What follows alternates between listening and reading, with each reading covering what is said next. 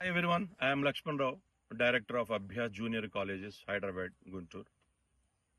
రీసెంట్గా మనం సోషల్ మీడియాలో చూడకొని అసలు నిజంగా అలాంటి వీడియోస్ చూడకూడదు అనుకున్న సోషల్ మీడియా వ్యాస్ట్గా ఎక్స్పాండ్ అయినాక స్ప్రెడ్ అయినాక చాలా విషయాలు ఎక్కడెక్కడో జరిగిన విషయాలు కూడా ఈరోజు విలేజ్లో ఉన్నటువంటి పబ్లిక్ కూడా తెలిసిపోతుందండి. ఎస్పెషల్లీ నన్ను చాలా మంది పేరెంట్స్ అడుగుతున్నారు మా కాలేజీకి వచ్చినప్పుడు, లేదా పక్కన ఏదో కాలేజీలో ఏదో ఇన్సిడెంట్ జరుగుతుంది, సార్ ఏంటి సార్ ఈ పిల్లలు ఈ చిన్న వయసులో సూసైడ్లు చేసుకుంటున్నారు, అసలు ఎక్కడ లోపం ఉంది ఏంటి అని.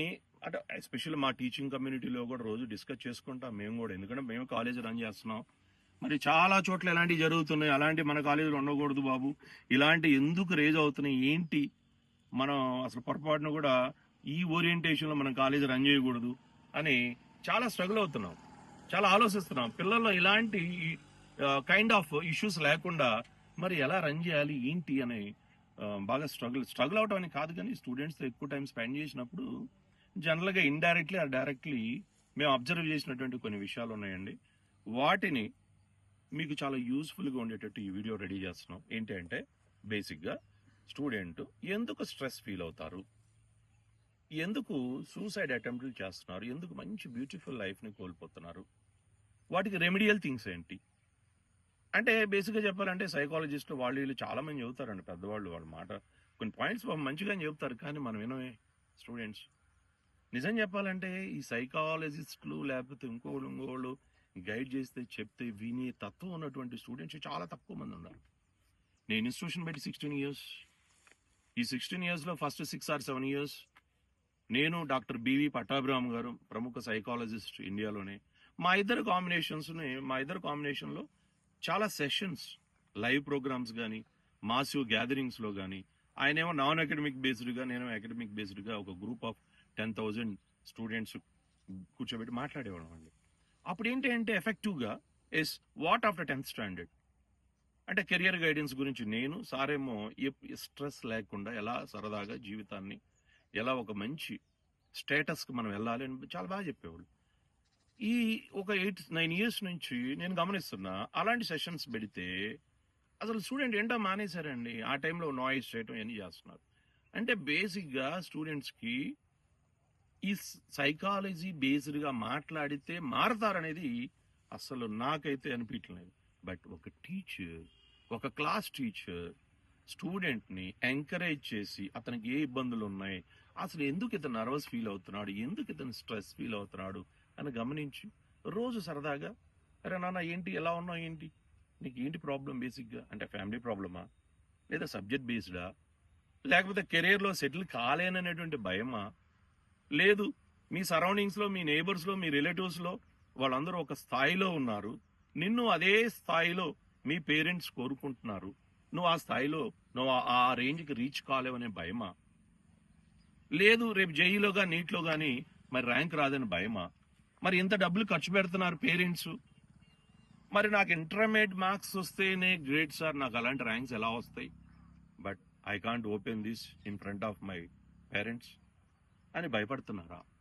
ఒక స్టూడెంట్ మరి ఇలాంటి కైండ్ ఆఫ్ ప్రాక్టీసెస్ చేస్తున్నారంటే అది ప్యూర్లీ కాలేజీ రాంగ్ అంటే నేను ఒప్పుకోనండి. అది కోర్స్ ఉండొచ్చు కొన్ని ప్లేసెస్లో, మరి స్టూడెంట్ ఎక్కువ ప్రెజర్ తీసుకోవడం అన్నెసెసరీగా, లేదు స్టూడెంట్ని డిఫరెన్షియేట్ చేయటం, మార్క్స్ వచ్చినప్పుడు సెక్షన్ షఫిల్ చేసి వాళ్ళని సెక్షన్స్ మార్చడం వలన చాలా సెన్సిటివ్గా ఫీల్ అయ్యేటటువంటి స్టూడెంట్స్ ఎస్పెషల్లీ గర్ల్స్లో ఉంటారు. కాబట్టి నేను నాకున్న ఎక్స్పీరియన్స్లో ఒక టీచర్గా మీకు గైడ్ చేస్తా, ఒక ఏదో సైకాలజీ బేస్డ్గా టచ్ చేస్తే స్టూడెంట్స్ మారతారనేది కాదు కాన్సెప్ట్.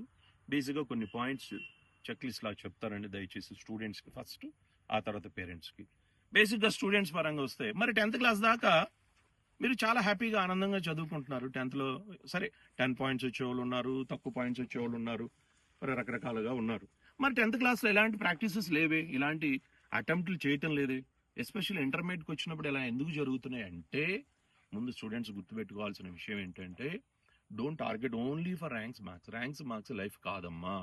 నేను ఒక బెస్ట్ ఎగ్జాంపుల్ చెప్తా. నాకు జామ్ అనే ఎగ్జామ్లో దాదాపు ఒక 38 years back joint admission for MSc అనే ఎగ్జామ్లో ఆల్ ఇండియా 5th ర్యాంక్ వచ్చింది. నేను మా ఫ్రెండ్ భాస్కర్ అని ఇద్దరం క్లాస్మేట్స్, ఇద్దరం రాసాం. వాడికి రాలేదు. వాడికి ఎంఎస్సీ వచ్చేసి ఫిజిక్స్ సెంట్రల్ యూనివర్సిటీలో వచ్చింది. ఇప్పుడు అతను యుఎస్లో సెటిల్ అయ్యాడు. ఈ was such an average student. I was okay good. నాకంటే అతను చాలా బ్రహ్మాండంగా, అంటే నేను హ్యాపీ, కాలేజ్ రన్ చేస్తున్నాను, మరి ఒక డైరెక్టర్ స్థాయిలో ఉన్నాను. I got very good name especially in teaching profession. So అతను ఇప్పుడు పెద్ద ప్రొఫెసర్, యుఎస్లో చాలా ఫేమస్ ప్రొఫెసర్, థర్మోడైనమిక్స్ కొన్ని ఉన్నాయి మెకానిక్స్లో. సో ఆయన చాలా ఎక్సలెంట్ లైఫ్. ఒక యూనివర్సిటీలో తను హెచ్ఓడి అయ్యాడు. శాలరీ కానీ ఎమ్యూనిటీస్ కానీ ఒక రేంజ్.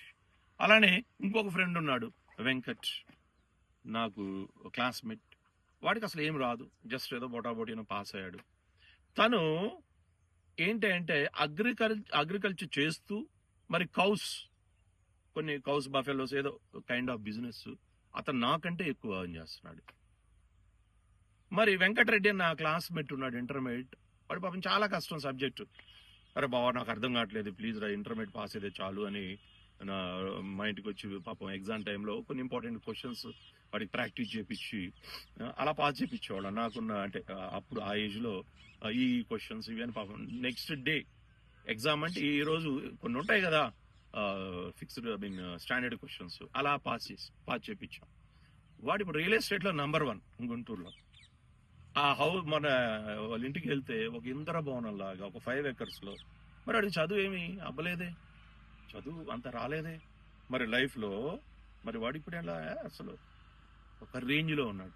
ఇలా ఎన్నో ఎగ్జాంపుల్స్ ఉన్నాయి నా కెరియర్లో. మన అభ్యాస్ కాలేజీలో మరి నిహారిక అనే ఒక